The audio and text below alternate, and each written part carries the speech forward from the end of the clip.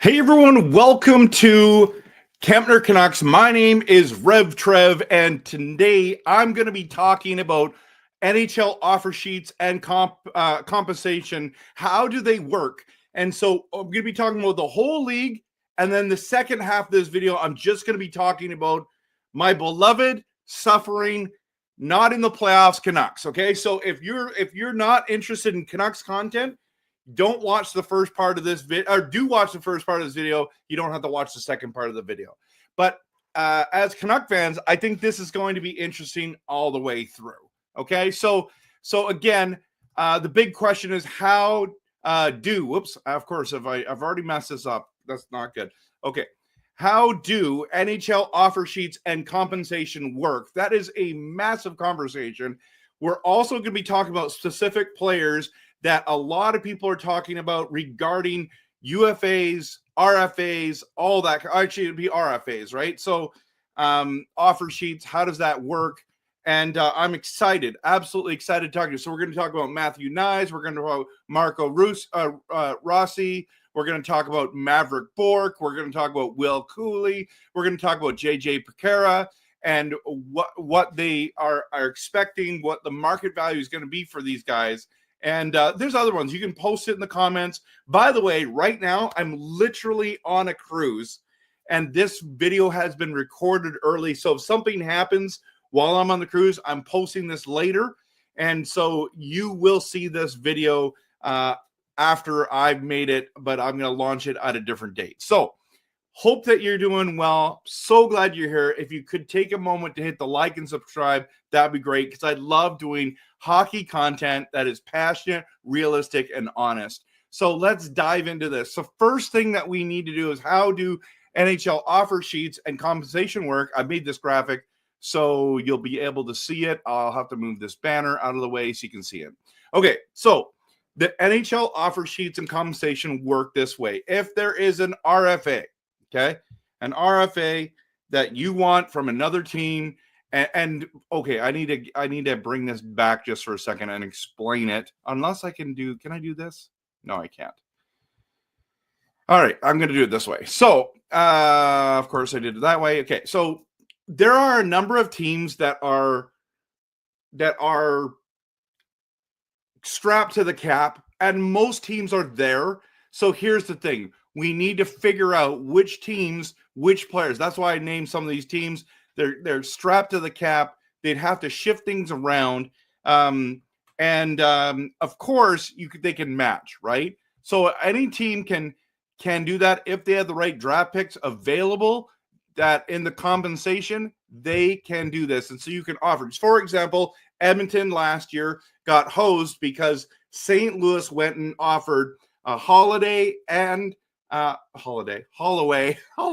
You can tell I'm going on a cruise, right? So that's why I'm going to be gone. I'm thinking Holiday already. Okay, Holloway and Broberg, which they could have definitely used this year, even though Edmonton's having a great year in the playoffs so far.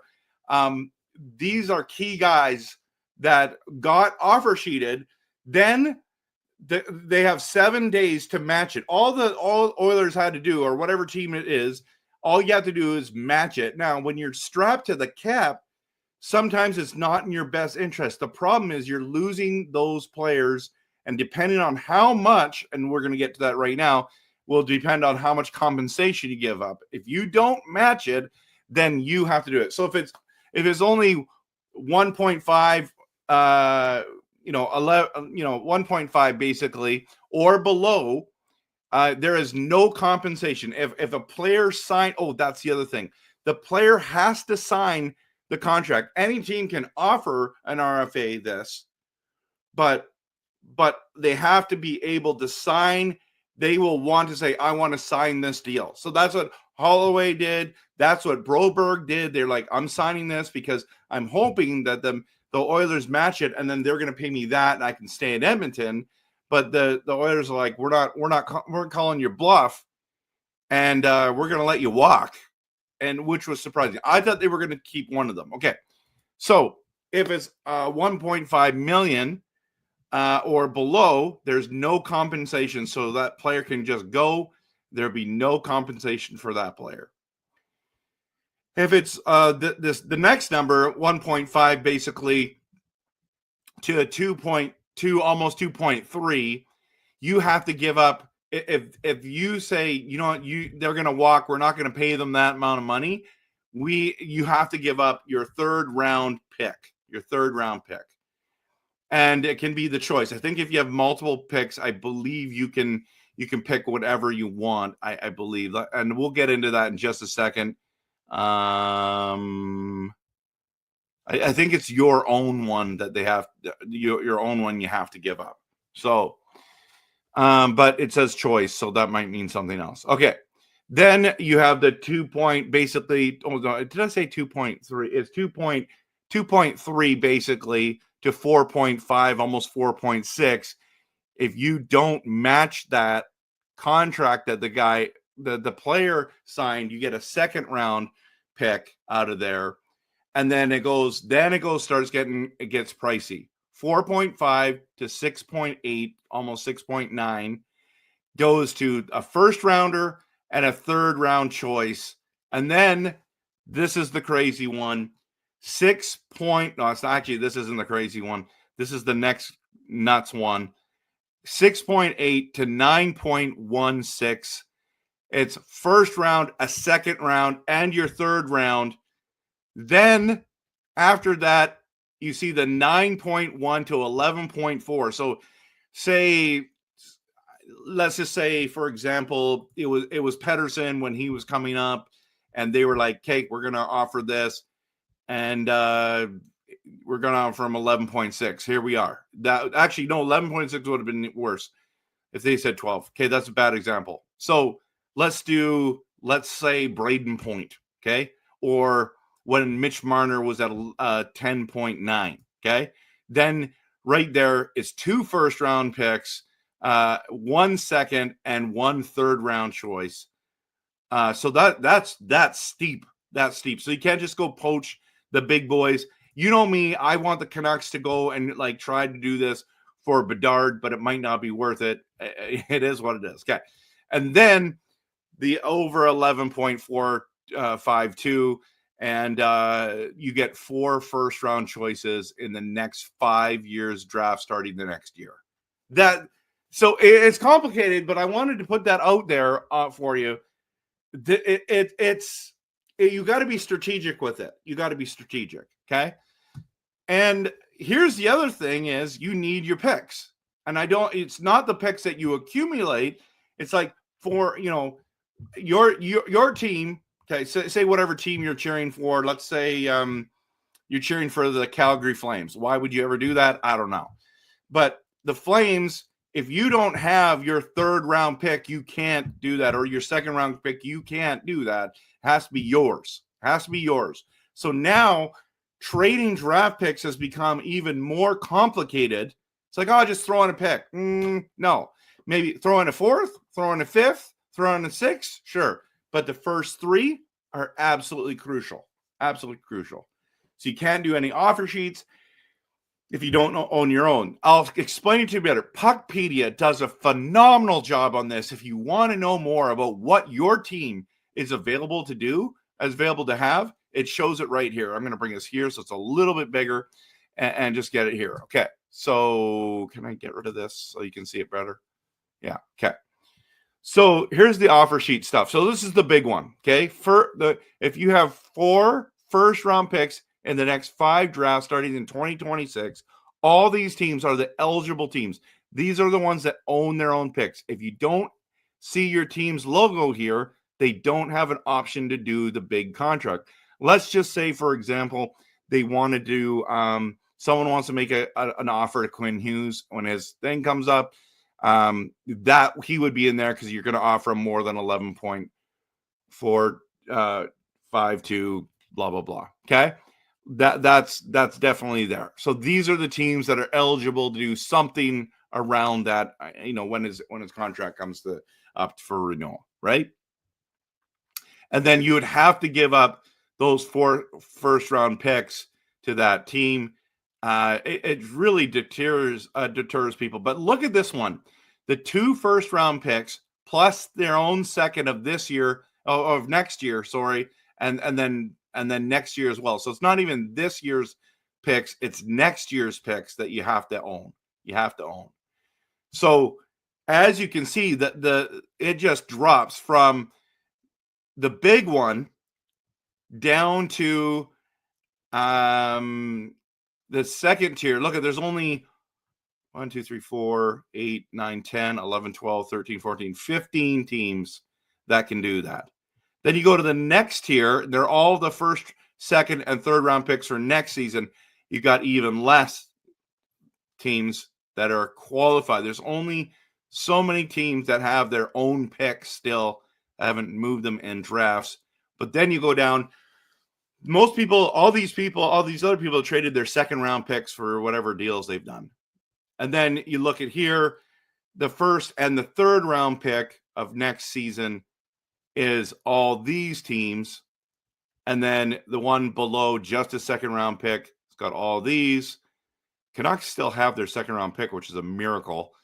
And then, of course, the third round pick. We do not have our third round pick, but there's a lot of teams that do. And then none. It's everybody, I think. Everybody. So, yeah, this is amazing work by Puckpedia. And it's like, what is an offer sheet? An offer sheet is a contract offered to a restricted free agent by a team other than the player's current team. If the player signs the offer sheet, their original team has the right to match the terms or receive compensation in form of draft picks if they choose not to. And then it shows you the eligible list of players for 2025 right here. And these are all the names, like Evan Bouchard, big name, Matthew Knies, Petekra, Geeky, McTavish, Holmstrom from the Islanders, definitely a guy that is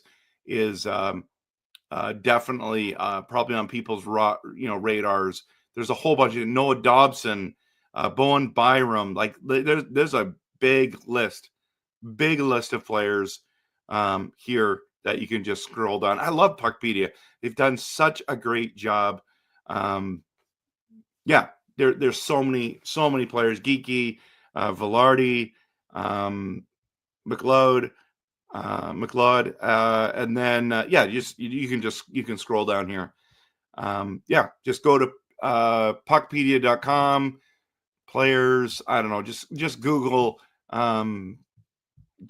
it, and you'll be good to go. Oh, and of course, as I clicked on there, it didn't show it. It didn't go to that. So whoops. You just click that button there and it'll show you all. I thought it was going to follow me to the next page. Okay, everyone. So while I do that, let's just go back and it just shows you again. What did I get here? Was it this one? I think it was this one. No, it's not that one. It is this one. Yeah, here it is. This one right here. So, yeah. Anyways, I thought that was interesting. Now let's dive into the players. And let's have it so that we can bring them up. Now, I know there's a number of teams that are talking about these things. I know that Vancouver fans are talking about it. I know that Calgary fans, but as you can see, there's only so many teams that can. But this is a way how you can get better and give up a little bit or a lot, depending on what your needs are. This is where you can try to fix your problems, okay? So let's start off with the big boy right now, Matthew Knies from the Toronto Maple Leafs. This guy has been incredible this season. I love watching him play. Leaf fans love him, but they're strapped to the cap. They still got to sign Tavares, and everyone keeps saying he's going to get a team-friendly deal. Maybe. I mean, I think Tavares had over like 36 or more goals this year. Like, how much of a team discount is he going to take? He might take it. Like, are we talking $3 million? Are we talking, $5 million? Are we talking $8 million? What are we talking about here? And then you still have to re-sign Marner, which I think he's going to make 12. I would say 12 would be, he's going to go up from 10.9 to 12. So where does that leave Matthew Knies? He's only 22 years old, if I have that right. He might be even older than that. Might be 23. Let me just look here. I think he's only 22. I tried to make sure I did all my research properly. He is 22 years old at the moment. Okay. So 6'3", 227 pounds. This guy is amazing. 78 games, 29 goals, 29 assists. Now, the thing I'm saying is he doesn't drive the line. He's a complementary piece. So he has been producing so well with these star players. He's been a great guy. It's kind of like Hyman off of the Edmonton Oilers that the Toronto Maple Leafs used to have. You know, he could be that guy who ends up scoring you 40 goals or 50 goals, depending on who he's playing with. If he's not playing with an incredible center or another winger, it might not be worth, depending on it. Now you're saying, well, how much do you think he's going to get? And the AFP contract projections are saying that Matthew Knies could make up to 3.9. Trust me, he's not going to make 3. He's going to be in the $6.6 million range. So that is something that you have to consider. 6.6 million, and it might be worth the money. And then because we've had this trusty thing, the 6.6, it's a first and a third round pick. Okay, a first and a third round pick for Matthew Knies if you keep it under that price range, which is under 6.8. Okay, 6.8. It's a first and a third. And if you're a team, like say you're Carolina and you're going to do this, a first, it might be a late first, you know, and then a third is a late third. So it could be well worth it to do that. If you're, for example, the Islanders got first over a pick, you wouldn't want to do that. You know what I mean? So Matthew Knies is definitely on the radar of a lot of teams. Now, whatever you offer Matthew Knies and if he signs, all Toronto has to do, I think they have 7 days to match it. Now let's go to the next one. Okay. The Wild, this one is getting lots of traction. There's so much controversy over center Marco Rossi or Rossi. Depends on how you say his name. I say Rossi. He's 23 years old, 5'9", 182, and in 82 games, he scored 24 goals and 36 assists. He's been on the fourth line. He's been frustrated. There's lots of controversy. They have offered him $5.5 million, and this is the analytics. Okay, the AFP analytics has Rossi to be worth a 7-year deal worth $7.3 million AAV, and apparently Minnesota's offered him a 5.5, and he's already declined it. So I don't know how much more they could offer. See, if say whatever team is going to offer him 6.5 instead of full $1 million more, Minnesota could say, "Yep, absolutely, want to keep this guy? We'll sign him for that." Or they might just say, "We will let you walk, and then you give us a first and a third." This guy, like, think about these stats, though, everyone. Like, playing on the fourth line, has played on the power play, has played on in the top six, but 24 goals, 36 assists. This guy might be a gem, but that's a pretty steep price when it comes to how much the contract's going to be. So the contract's going to be that, plus you got to give up the picks. That's a big deal. Is that someone? I know a lot of people want him, but if you could get him cheaper, but it's got to be more than 5.5, unless he'll take 5 from another team. He's just so mad at Minnesota and so ticked off of how he's being used that you might be able to get him cheaper. Okay. Let's go to the Stars. Center, Maverick Bourque, 23 years old. Look at all the ages, by the way. This is why people want to pay this.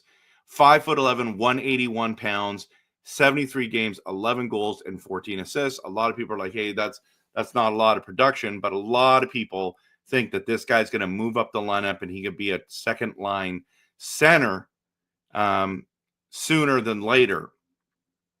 And so how much is he going for? According to the AFP contract projections, Maverick Bourque is projected to earn a bridge deal, 2 years, $1.9 million. I mean, a lot of teams are going to be interested in doing that because that's dirt cheap. That's dirt cheap, right? So $1.9 million is just a third round pick. That's all it is. But I think that Dallas would match it. I think that it might be more. If you're going to do that, you're going to have to give up the bigger one, and that would be you would want at least a second round pick for him. Second round pick.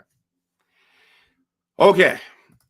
Now let's talk about one that my buddy who always comes on here comments, Green. He's been saying, RevTrev, you got to talk about him.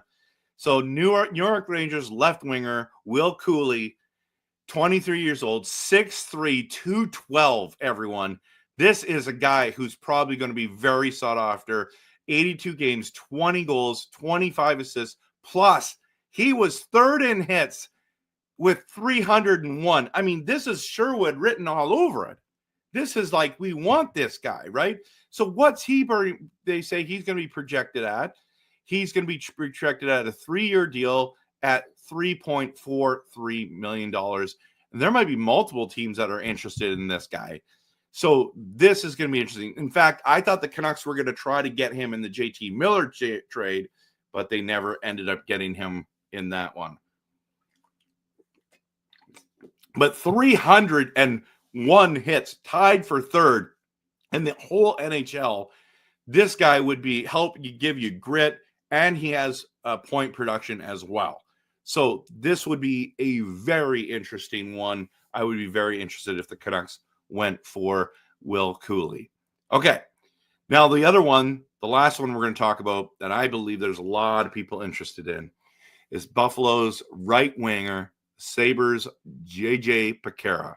23 years old, 6 foot, 189 for poundage, 77 games, 27 goals, 41 assists. Listen, this is like Brock Besser kind of situation, everyone. This would be awesome.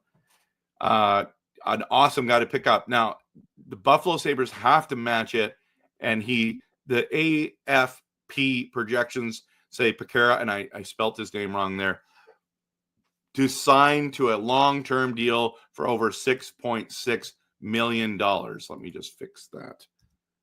Petekra. All right. So to sign a long-term deal for over $6.6 million, I'm interested in this deal. This is the deal that when they were talking about getting Pettersson heading to Buffalo, I was like, if you could throw in Petekra, it's a done deal. It's like Cousins, Petekra, Bowen, Byram. We've got ourselves a deal. But of course, Buffalo wouldn't do that, right? So which one of these 5 are you interested in for your team? And it is interesting to see what it is going to be like. Now, that is my NHL offer sheets and compensation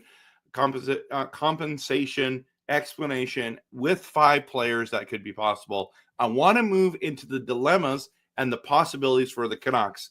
So if you don't want to hear any Canucks content, please move on. But I'm going to just do a quick promo, and then I'm going to dive into Canucks talk. And I'm telling you, as a Canucks fan, you will want to hear this. But thanks for stopping by, and I can't wait to get into the Canucks talk.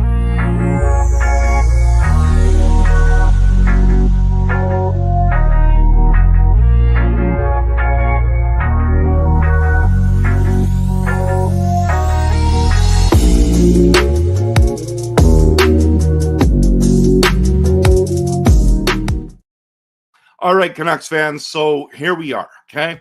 And as you saw on that last screen, and again, I'll put it here so you see it again. The Canucks are not in a lot of these opportunities, and it's super frustrating.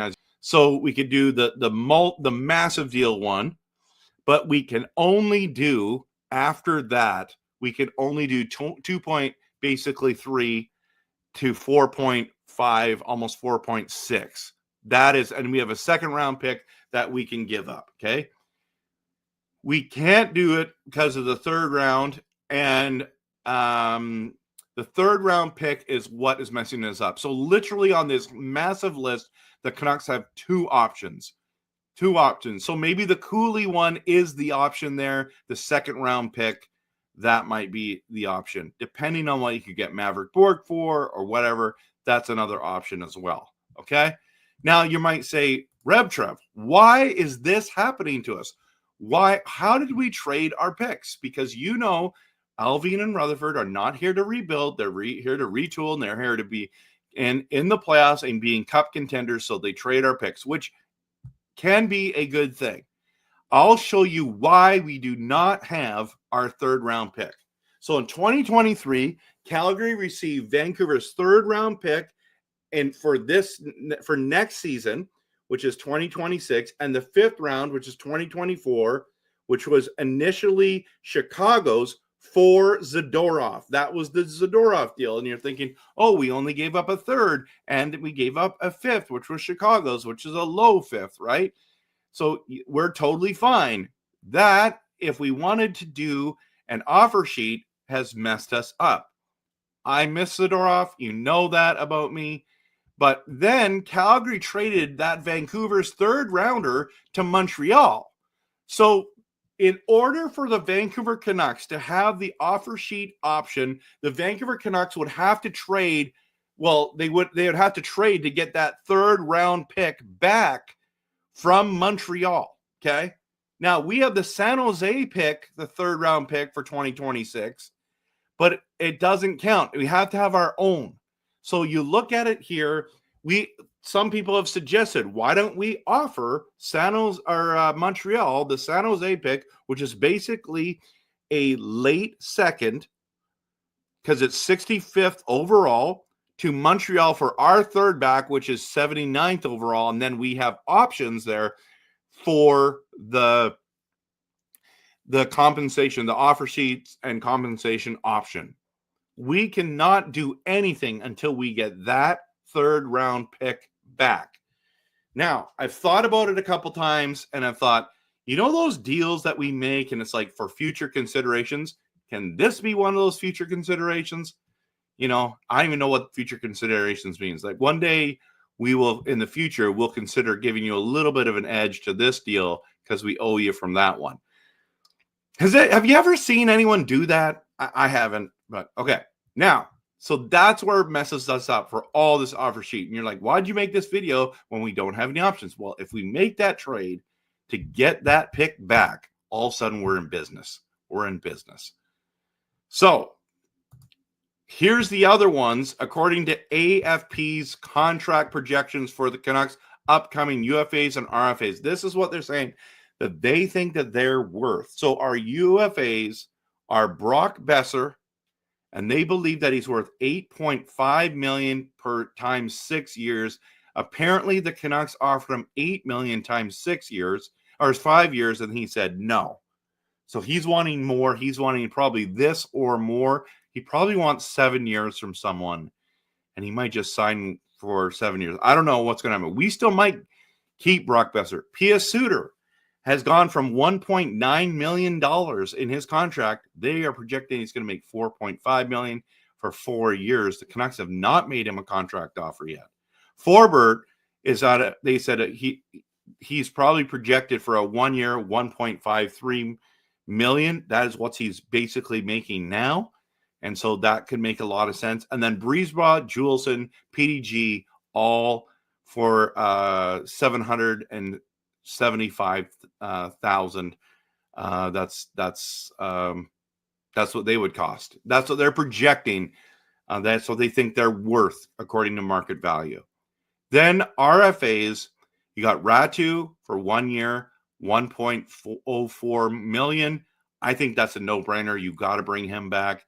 Sasson, 1 year, $0.95. Again, another guy I think would be worth coming back. Archie Baines, 1 year, $0.81 million. That's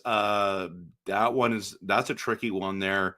A lot of Canuck fans are like, yes, you should bring him back. Others are like, no, you shouldn't. And then there, Nikita Tolopilo, our goaltender, they believe that he can have a 1 year, almost $1 million contract. Now, just a reminder, if you're in Abbotsford as an RFA, right? Or you do the contract, you only get paid those amounts if you play on the Canucks.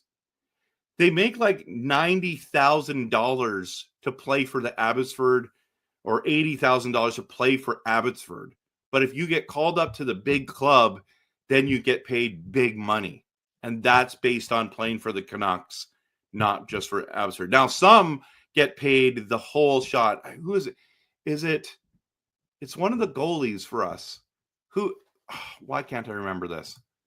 That is the funny thing about this. Teams. Isn't it Petekra? It's not Petekra. I got JJ Petekra in my head. It is Petekra. I believe he makes $775,000 no matter if he's up or down. I believe that's what it is. It depends on how it's a two-way contract. Okay, two-way contract. Maybe not. Maybe I'm wrong on that one. No, it's Archer Sheelovs. That's the one. Sheelovs makes $850,000 no matter what. He's waivers exempt. He's the only one of the goalies that makes $850,000 no matter if he plays up or down. That was the part of the contract to guarantee him the money. So this is a really important year for the Canucks. Which one on the left side do you guys want? Post in the comments which one's on the left of the UFAs that you want and which one's on the right do you want. I think there's some musts on that right list. I'm leaning Tolo Pilo. I'm leaning Ratu. I would like to keep them all, to be honest with you, but we start running out of money if you keep them all. The one on the left, that's a tough one. That's a tough one. I can see them all walking. Yeah, so this is super interesting. I also want to get our pick back somehow. I don't know how we're going to get that. And then there's this compensation sheet that you needed to see. So post in the comments what you want the Canucks to do. I know it's complicated. That's why I wanted to make a video about it. I tried to make it less complicated. Hopefully I didn't confuse you. Thank you so much for watching, everyone. I am enjoying a cruise right now. I'm on the Pacific Ocean, enjoying it. My wife and I are going on a cruise together with good friends, and we're having a great time. But I hope that you have a great week, and I'll be back soon. And thank you so much for watching. I appreciate you. Absolutely appreciate you. And don't forget to hit the like and subscribe. Have a fantastic day. Go Canucks, go.